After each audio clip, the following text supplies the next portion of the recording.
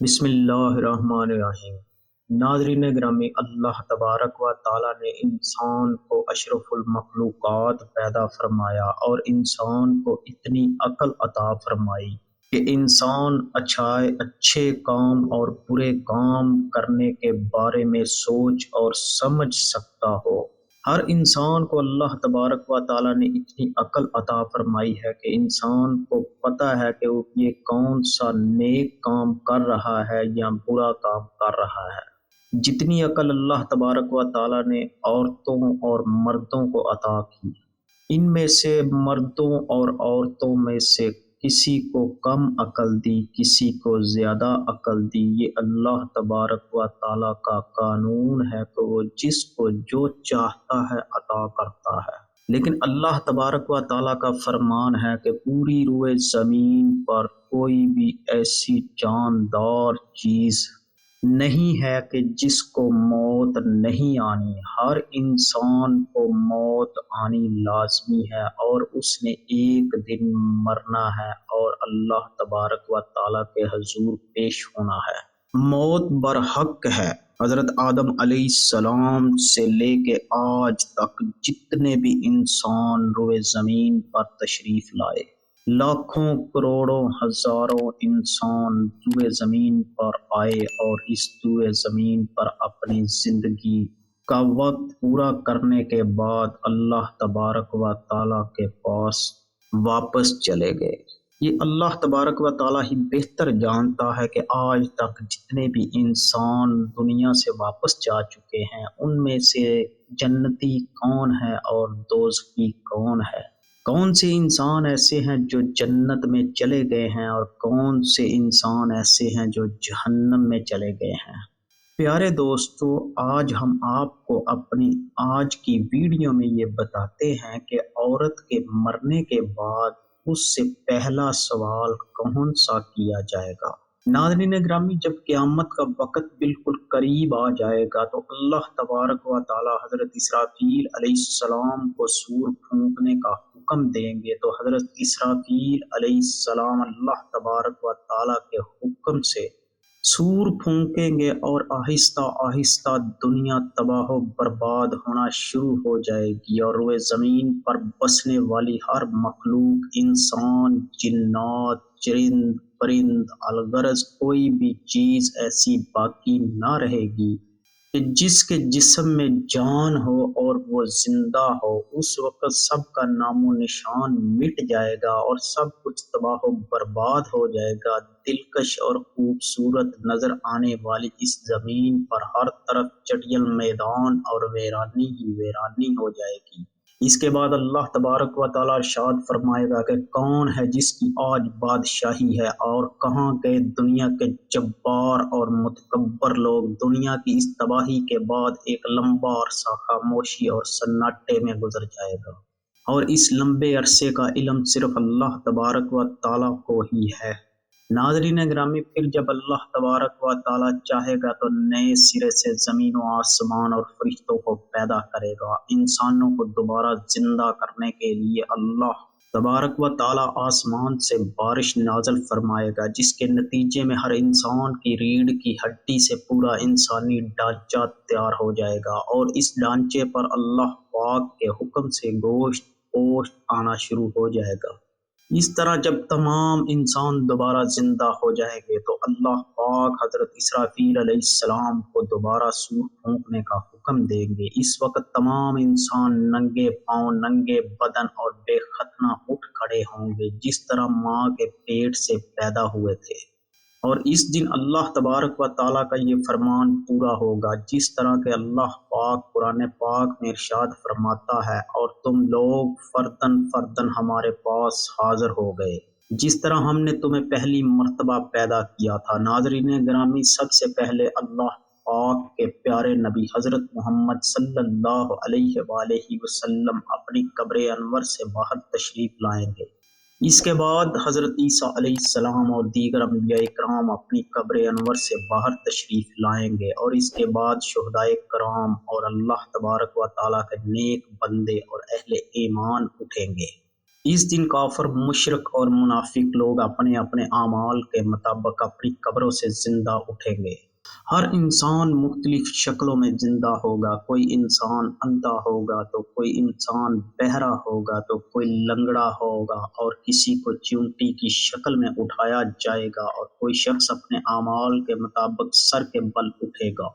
नाज़रीन ग्रामी, इस दिन काफिर इस गैर मुतवक्को जिंदगी के मनाजर देख कर शदीद खौफ और गम गुस्से के अंदर मुब्तला हो जाएंगे और इनकी आंखें इस खौफनाक मंजर को देखने के बाद पथरा जाएंगी और इन काफिरों के दिल कांप रहे होंगे और कलेजा मुंह को आ रहा होगा। इस दिन इतना वहशतनाक आलम होगा कि कोई गमसार और मददगार ना होगा, कोई किसी की मदद करने वाला ना होगा, हर किसी को अपनी अपनी पड़ी होगी, कोई किसी की आवाज पर लब्बैक नहीं कहेगा।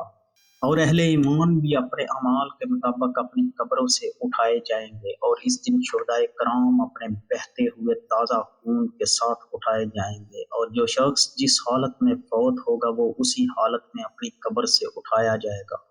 अल्लाहु अकबर, यानी जो गुनाह करता हुआ मर गया वो उसी गुनाह की हालत में उठेगा और जो शराब पीता हुआ मर गया वो उसी तरह शराब पीता हुआ उठाएगा और जो ज़नाह करता हुआ मरा उसी तरह ज़नाह की हालत में उठेगा।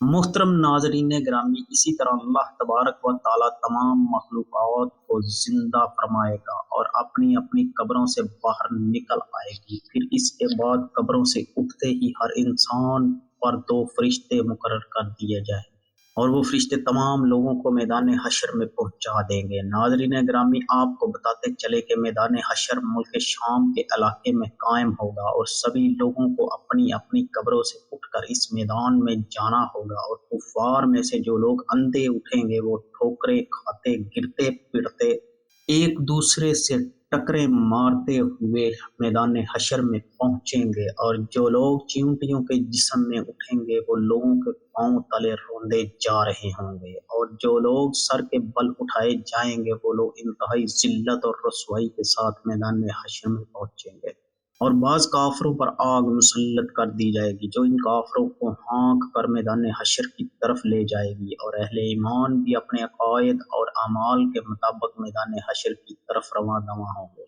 बाज अहले ईमान पैदल पहुंचेंगे और बाज अहले ईमान ऊँटों पर सवार होकर मैदान महशर में पहुंचेंगे। किसी ऊँट पर एक शख्स होगा तो किसी ऊँट पर 2, हत्ता कि किसी ऊँट पर 10-10 आदमी भी सवार होंगे। नाज़रीन ग्रामी, इस दिन अल्लाह तबारक व ताला की तमाम मखलूक इस खौफनाक आलम में चुपचाप एक मंजिल की तरफ रवां दवा होगी और वो मंजिल मकाम महशर होगा और इस दिन किसी को ऊंचा सांस लेने की जुर्रत ना होगी। इस दिन हर आदमी को ये एहसास होगा कि आज हिसाब का दिन है और आज अपनी जिंदगी में किए गए तमाम करतूतों का फल मिलने वाला है। इस तरह जब तमाम मखलूक मैदान हशर में पहुंच जाएगी तो इस वक्त अल्लाह तबारक व ताला की तरफ से ये ऐलान किया जाएगा कि ए मुजरिमों, आज के दिन अलग अलग हो जाओ। इस वक्त तमाम लोग अलग अलग होकर मुख्तलिफ हिस्सों में तकसीम हो जाएंगे और काफिर और मुशरिक लोग अपनी जिंदगी में जिस जिस चीज की पूजा किया करते थे और जिसको अपना खुदा मानते थे वो इसी ग्रोह में शामिल हो जाएंगे और दूसरी तरफ ईमान वालों को इनके एमाल के मुताबिक अलग अलग ग्रोहों में तकसीम कर दिया जाएगा। नेक लोग नेक लोगों के साथ हो जाएंगे। नाज़रीन ग्रामी, मैदान हश्र में तमाम लोग नंगे पांव और नंगे बदन होंगे। इस दिन सूरज 1 मील के फासले पर आग बरसा रहा होगा और जमीन तप्श की वजह से दहक रही होगी और जिस्म सूरज की आग में जल रहा होगा और जमीन इतनी गर्म हो जाएगी कि जमीन पर पांव न रखा जाएगा और दूर दूर तक कहीं साया नजर नहीं आएगा और लोग अपने अपने अकायद और अमाल के मुताबिक अपने अपने पसीनों में डुबकियां लगा रहे होंगे। कुछ लोग अपने गुनाहों के मुताबिक टखनों तक पसीने में डूबे होंगे और कुछ लोग सीने तक पसीने के अंदर डूबे होंगे और कुछ लोग अपने आमाल के मुताबिक पूरे के पूरे पसीने में डुबकियां लगा रहे होंगे। हशर का ये खौफनाक दिन 50,000 साल का होगा और लोग भूख और प्यास और शिद्दत गर्मी की हालत में 50,000 साल तक खड़े रहेंगे और तमाम लोग تنگ آ کر اللہ تبارک و تعالیٰ کی بارگاہ میں عرض کریں گے، یا رب العالمین ہمیں اس مصیبت سے نجات عطا فرما۔ اے ہمارے پاک پروردگار، تو چاہے ہمیں جہنم میں ڈال دے، لیکن یاد رہے کہ آج سورج کا ہماری زمین سے فاصلہ 9 کروڑ 30 لاکھ میل ہے۔ اس کے باوجود بھی جون جولائی کے مہینے میں زمین اس قدر گرم ہو جاتی ہے کہ 1 منٹ کے لیے بھی زمین پر ننگے پاؤں کھڑا نہیں ہوا جاتا۔ تو ناظرین گرامی، ذرا غور فرمائیے کہ اس دن کیا حال ہوگا۔ زمین کا درجہ حرارت آج کے مقابلے میں 9 کروڑ گنا زیادہ ہوگا۔ اس دن حساب و کتاب سے پہلے تمام لوگ مختلف انبیاء کرام کی بارگاہ میں حاضر ہوں گے اور ان سے اپنے لیے سفارش کرنے کا کہیں گے، لیکن سب انبیاء کرام ایک ہی جواب دیں گے کہ آج میرا رب اتنا غضبناک ہے کہ اس سے پہلے وہ اتنا غضبناک کبھی نہیں ہوا اور نہ ہی وہ اس کے بعد کبھی اتنا غضبناک ہوگا۔ اس وقت تمام لوگ مایوس ہو کر خاتم النبیین رحمت للعالمین حضرت محمد صلی اللہ علیہ وآلہ وسلم کی بارگاہ میں حاضر ہوں گے اور آپ صلی اللہ علیہ وآلہ وسلم سے عرض کریں گے، یا رسول اللہ صلی اللہ علیہ وآلہ وسلم، آپ اللہ کے آخری رسول ہیں، آپ دیکھ رہے ہیں کہ ہماری کیا حالت ہے، آپ اپنے رب کے حضور ہماری سفارش کر دیجئے کہ وہ ہمارے حساب و کتاب کا آغاز فرمائے اور ہمارے گناہوں کو بخش دے۔ تو اس وقت نبی پاک صلی اللہ علیہ وآلہ وسلم یہ ارشاد فرمائیں گے کہ آج کے دن سفارش کے لائق صرف میں ہی ہوں۔ چنانچہ اس وقت رحمت للعالمین حضرت محمد صلی اللہ علیہ وآلہ وسلم کو میدان حشر سے شفاعت کے بلند ترین مقام محمود تک پہنچا دیا جائے گا، جو جنت میں عرش الہی کے نیچے ہوگا، اور وہاں پہنچ کر نبی پاک صلی اللہ علیہ وآلہ وسلم اپنے پیارے رب کے حضور سجدے میں گر جائیں گے اور اللہ تبارک و تعالیٰ کی حمد و ثنا کریں گے۔ اس وقت اللہ تبارک و تعالیٰ کی ذات جب اپنے محبوب کے اس محبت بھرے سجدے کو دیکھے گی تو اس وقت اللہ پاک کا دریائے رحمت موج میں آ جائے گا، تو اللہ تبارک و تعالیٰ اپنے پیارے حبیب صلی اللہ علیہ وآلہ وسلم سے ارشاد فرمائے گا، اے میرے محبوب، اپنے سر کو سجدے سے اٹھاؤ اور سوال کرو، جو آپ مانگیں گے وہ آپ کو دیا جائے گا، اور جس کی آپ سفارش کریں گے اس کی سفارش قبول کی جائے گی۔ محترم ناظرین گرامی، یہی شفاعت کبریٰ ہوگی۔ شفاعت کبریٰ کی منظوری کے بعد نبی پاک صلی اللہ علیہ وآلہ وسلم مقام محمود سے میدان حشر میں تشریف لائیں گے، اور اس وقت اللہ تبارک و تعالیٰ فرشتوں کی معیت میں میدان حشر میں نزول الجلال فرمائے گا اور جلوہ افروز ہوگا۔ اس وقت تمام فرشتے زمین کے کناروں پر کھڑے ہوں گے اور 8 فرشتے اللہ تبارک و تعالیٰ کا عرش الہی اٹھائے ہوئے ہوں گے، اور اس وقت اللہ پاک کی عظیم الشان عدالت قائم ہوگی، اور اللہ تبارک و تعالیٰ فرشتوں کو حکم دے گا کہ تمام لوگوں کو ان کے اعمال نامے دے دیے جائیں۔ اس دن اہل ایمان والوں کو سامنے کی طرف سے دائیں ہاتھ میں نامہ اعمال دیا جائے گا۔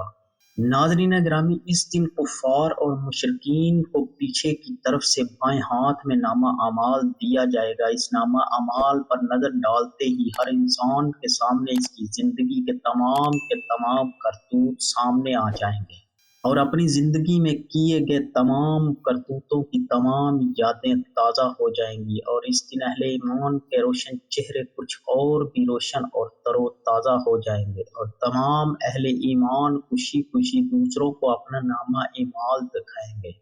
جیسا کہ اللہ تبارک و تعالیٰ اس منظر کی طرف اشارہ کرتے ہوئے قرآن پاک میں ارشاد فرماتا ہے، اور لوگ کہیں گے کہ آؤ اور میرا نامہ اعمال پڑھو، اور اس دن مشرکین اور کفار کے چہروں کی سیاہی میں کچھ اور بھی اضافہ ہو جائے گا۔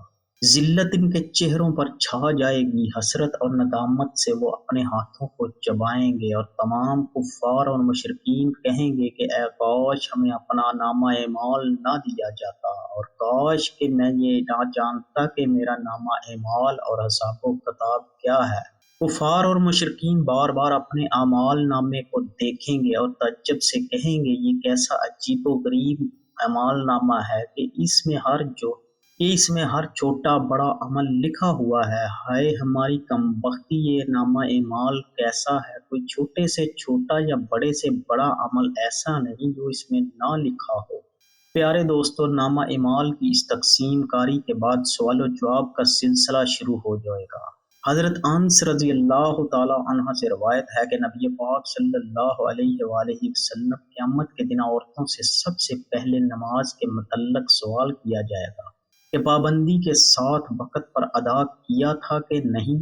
پھر شوہر کے متعلق سوال کیا جائے گا کہ اس کے ساتھ کیسا برتاؤ کیا۔ اس حدیث کے فائدے میں لکھتے ہیں کہ حشر کا میدان جو قلب و جگر کو پگھلا دینے والا ہوگا، اس میں عام مسلمانوں سے خواہ مرد ہو یا عورت، سب سے پہلا سوال نماز کے متعلق ہوگا۔ قیامت کے دن جو جان کو پگھلا دینے والا ہوگا، اس دن سب سے پہلا حساب نماز کا ہوگا۔ حضرت انس بن مالک رضی اللہ تعالی عنہ روایت کرتے ہیں کہ آپ صلی اللہ علیہ وآلہ وسلم نے ارشاد فرمایا، قیامت میں سب سے پہلے نماز کا حساب ہوگا۔ اگر صحیح نکلا تو دوسرے اعمال بھی صحیح نکلیں گے، اگر اس میں گڑبڑ ہوئی تو دوسرے اعمال بھی گڑبڑ ہوگی۔ ناظرین گرامی، عورتیں نماز میں بھی کوتاہی کرتی ہیں۔ نئی عمر کی جوان عورتیں اکثر نماز چھوڑ دیتی ہیں۔ کچھ تو بہانہ بناتی ہیں کہ کپڑے بچوں کے پیشاب سے ناپاک ہیں۔ افسوس کہ یہ سب بہانے قیامت کے دن نہیں چلیں گے۔ جب سزا ملے گی تب پتہ چل جائے گا۔ اس لیے عورتوں کو چاہیے کہ نماز کی پابندی کریں۔ گھر کی بڑی عورتوں کو چاہیے کہ چھوٹی عمر ہی سے پابند بنائیں۔ کم عمر کی عادت اور پابندی کا اثر پوری عمر باقی رہتا ہے۔ فرائض شریعہ کے مطابق عورتوں سے شوہر کے حقوق اور ان کی خدمت کے بارے میں سوال ہوگا۔ آج کل کے دور کی وہ عورتیں جو ملازمت کرتی ہیں، آفس وغیرہ میں کام کرتی ہیں، وہ شوہر کی خدمت میں کوتاہی کرتی ہیں، حتیٰ کہ ایسی عورتوں سے کھانے تک کی سہولت نہیں ملتی۔ ایسی کوتاہی کل قیامت میں ناقابل گرفت ہوگی، جب یہ سوال و جواب کا سلسلہ ختم ہو جائے گا اور تمام لوگوں سے ان کے حقوق کے متعلق سوال کر لیے جائیں گے۔ تو اس کے بعد میدان حشر کا آخری مرحلہ شروع ہو جائے گا اور میزان کو سجایا جائے گا۔ تمام انسانوں کے نامہ اعمال اپنی آخری شکل میں وزن ہونے کے لیے تیار ہو جائیں گے اور حجت کو قائم کرنے کے لیے میزان قائم کیا جائے گا، اور اس میزان میں جن لوگوں کی نیکیوں کا پلڑا باری ہوگا وہ لوگ کامیاب لوگ ہوں گے، اور جن لوگوں کے گناہوں کا پلڑا باری ہوگا وہ لوگ ناکام ترین لوگ ہوں گے۔ اس دن جو کامیاب لوگ ہوں گے وہ جنت میں چلے جائیں گے، اور جو ناکام ہوں گے وہ جہنم میں چلے جائیں گے۔ اس دن پیارے آقا صلی اللہ علیہ وآلہ وسلم کی شفاعت خاص ان امتیوں کے لیے ہوگی جو نبی پاک صلی اللہ علیہ وآلہ وسلم کی امت کے گناہگار لوگ ہوں گے۔ اس دن نبی پاک صلی اللہ علیہ وآلہ وسلم اپنی گناہگار امت کی شفاعت فرمائیں گے۔ اللہ پاک اپنے پیارے حبیب صلی اللہ علیہ وآلہ وسلم کی شفاعت قبول فرمائے گا۔ حضور صلی اللہ علیہ وآلہ وسلم اپنی گناہگار امت کو اپنے ساتھ لے کر جنت میں تشریف لے جائیں گے۔ پیارے دوستو، اللہ تبارک و تعالیٰ سے دعا ہے کہ ہمیں نبی پاک صلی اللہ علیہ وآلہ وسلم کے بتائے ہوئے اصولوں پر زندگی گزارنے کی توفیق عطا فرمائے، اور نبی پاک صلی اللہ علیہ وآلہ وسلم کے صدقے ہمارے گناہوں کو معاف فرمائے اور ہمیں نیک اعمال کرنے کی توفیق عطا فرمائے۔ ناظرین گرامی، ہماری حوصلہ افزائی کے لیے کمنٹ باکس میں آمین ضرور لکھیے گا۔